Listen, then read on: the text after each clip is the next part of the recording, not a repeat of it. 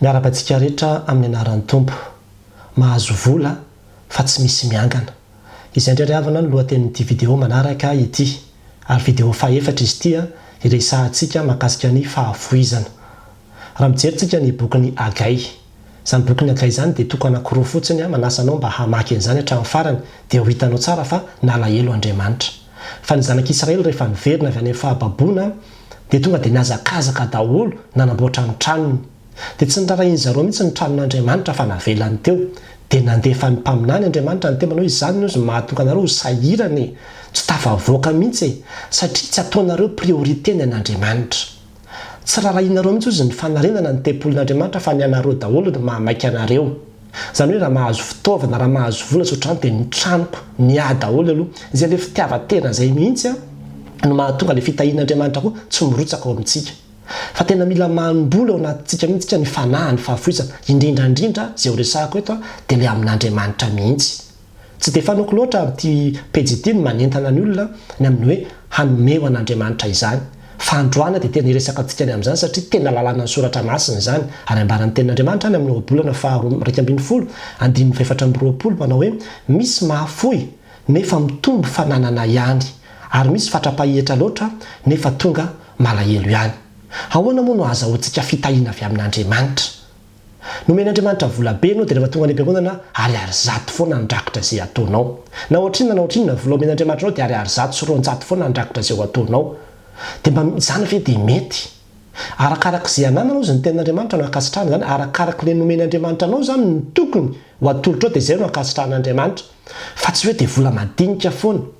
Izay foana no ataontsika ao an'Andriamanitra. Atokany tsara mihitsy aloha rehefa mahazo vola ianao amin'ny karamanao hoe ireto vola reto ho ataontsika ho an'Andriamanitra. Atokany izay, atao vola ara-pahamehana izay fa izay dia efa antoka irotsahan'ny fitahiana ao anatin'ny tokantranonao. Fa tsy hoe alefa daholo aloha izay rehetrarehetra ilaina vola. Ty dia efa ilay rakitra sy ny ohatran'izany sisa, efa tsy nasiana compteny mihitsy fa dia ilay ambinambim-bola ny mifamerim-bola rehefa miantsena izay no alefa atao rakitra. Dia izay mihitsy no mahatonga ilay izy tsy mipetraka ilay fitahiana ao anatin'ny tokantranontsika.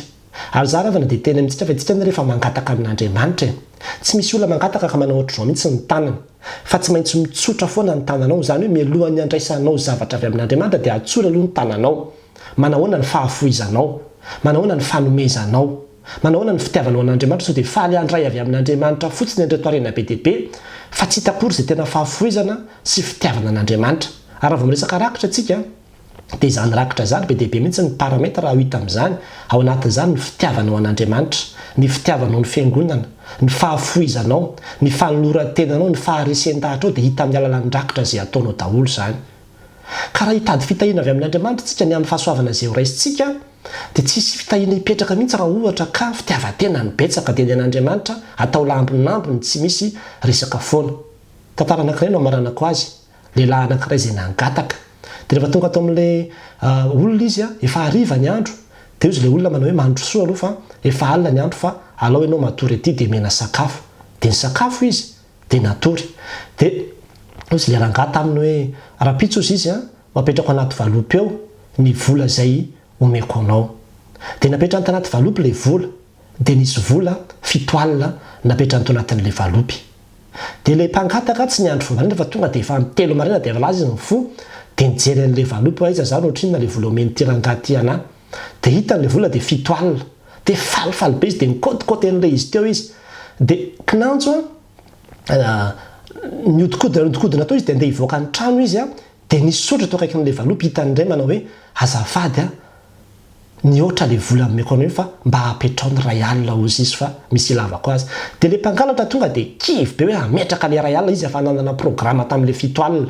Dia kivy be izy amerina an'ilay 1 alina dia ohatry izy manao tonga dia lasa izy nitsoaka, nibritsaka izy dia lasa izy nitsoaka dia tsy napetrany ilay 1 alina fa netiny daholo ilay 7 alina. Dia ohatrohatran'izany mihitsy ntsika.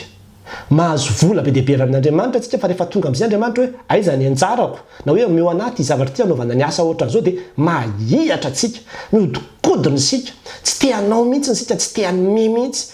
Lasa tafiditra anatin'ilay fitiavan-tena ohatry ny mpangataka io.